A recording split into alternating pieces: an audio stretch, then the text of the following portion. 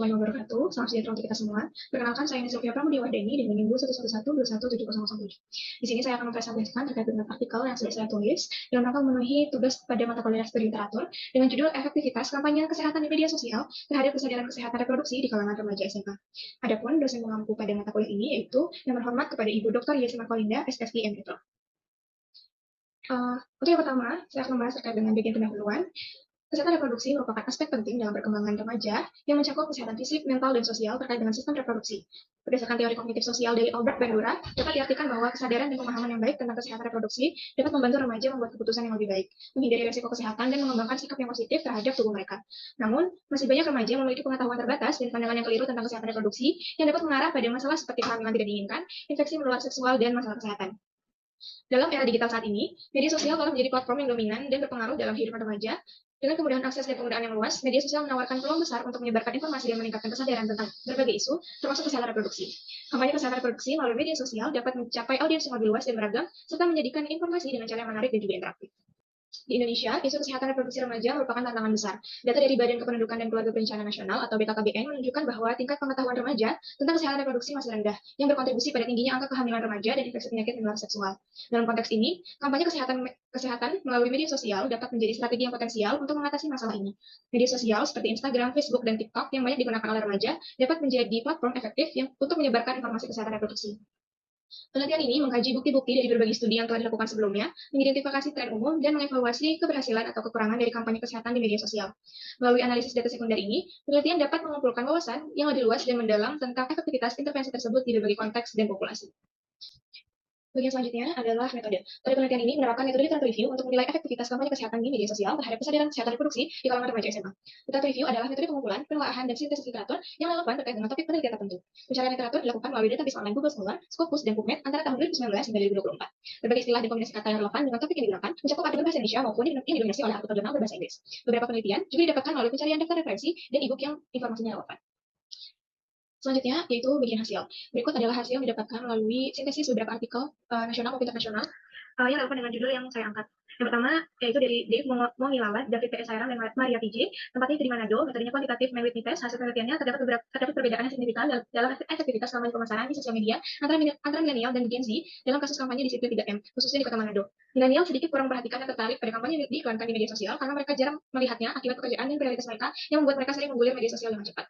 Data selanjutnya, dari Sunwook Yu dan kawan-kawan, seperti daring, metodenya literatur review dan survei daring, hasil penelitiannya akuisisi informasi merupakan media yang menghubungkan persepsi spesifik media sosial, seleksi informasi dan transmisi informasi dengan niat berperilaku.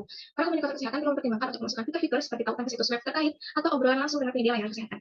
Selanjutnya, penelitian oleh Lorenzi dan kawan-kawan pada tahun 2018, metodenya literatur review, hasil penelitiannya pentingnya kampanye komunikasi massa dalam intervensi kesehatan masyarakat, yang menyarankan bahwa pendekatan komprehensif terhadap komunikasi kesehatan masyarakat yang mempertimbangkan banyak tingkat pengaruh sangat penting untuk menciptakan perubahan perilaku yang berkelanjutan dan mempromosikan kesehatan masyarakat. Selanjutnya, ada penelitian dari Sylvia Rahayu dan kawan-kawan pada tahun 2020, lokasinya di Cisarua Bogor, metodenya kuantitatif random sampling. Hasilnya, terdapat pengaruh edukasi tentang kesehatan reproduksi remaja di media sosial terhadap pengetahuan dan sikap seksual pranikah di SMP Yayasan Pendidikan Cisarua Bogor tahun 2020. Penelitian selanjutnya oleh Karim Alashnev pada tahun 2023 di Tunisia dengan metode pendekatan kognitif, peta kognitif kolektif. Hasil dari penelitian tersebut adalah influencer media sosial memainkan peran signifikan dalam membentuk perilaku remaja di konteks Tunisia. Kepercayaan tersebut membuat keyakinan penyediaan konten unik oleh influencer memiliki dampak pada perilaku remaja, membentuk identitas, perilaku meniru, rasa memiliki, harga diri, dan distraksi digital. Selanjutnya, berikut adalah hasil dari tinjauan pustaka yang sesuai dengan laporan judul MAD. Untuk selanjutnya, yaitu pembahasan. Yang pertama, efektivitas kampanye di media sosial. Berbagai platform media sosial seperti Instagram, TikTok, Facebook, dan YouTube terbukti efektif dalam menyebarkan informasi kesehatan reproduksi. Instagram dan TikTok dengan format visual dan pendekatan interaktif berhasil menarik perhatian remaja dan meningkatkan engagement. YouTube dengan konten video yang lebih mendalam memberikan pemahaman yang lebih komprehensif tentang topik kesehatan reproduksi. Facebook meskipun sedikit tertinggal dalam hal popularitas di kalangan remaja, masih memberikan kontribusi signifikan melalui grup diskusi dan halaman informasi. Dengan penelitian yang dilakukan oleh Dave Mongilala dan kawan-kawan pada tahun 2021, di mana ditemukan fakta bahwa terdapat perbedaan yang signifikan dalam kampanye disiplin 3M khususnya di kota Manado, di mana milenial lebih sedikit kurang memperhatikan dan tertarik pada kampanye yang diiklankan di media sosial dibandingkan dengan Gen Z. Yang kedua, perubahan perilaku. Hasil dari literatur review ini menunjukkan bahwa kampanye kesehatan di media sosial memiliki dampak yang signifikan terhadap peningkatan kesadaran kesehatan reproduksi di kalangan remaja SMA. Studi-studi yang dianalisis secara konsisten menunjukkan peningkatan pengetahuan dan perubahan sikap positif terhadap kesehatan reproduksi setelah paparan kampanye kesehatan melalui berbagai platform media sosial. Lalu, selanjutnya adalah Peran influencer dan tokoh masyarakat. Penggunaan influencer dan tokoh masyarakat dalam kampanye kesehatan reproduksi terbukti efektif dalam menarik perhatian dan meningkatkan kredibilitas pesan. Influencer yang dekat dengan dunia remaja seperti selebriti muda atau konten kreator populer mampu menyampaikan pesan kesehatan reproduksi dengan cara yang lebih relatable dan menarik. Hal ini divalidasi oleh penelitian yang dilakukan oleh Karim Malachnev pada tahun 2023, di mana influencer media sosial memainkan peran signifikan dalam pembentukan perilaku remaja di konteks pengisian. Kepercayaan, keahlian, keaslian, kemampuan, dan meyakinkan dan penyediaan konten unik oleh influencer memiliki dampak pada perilaku remaja, pembentukan identitas, perilaku meniru, rasa memiliki harga diri, dan distraksi digital. Selanjutnya adalah tantangan dan juga keterbatasan.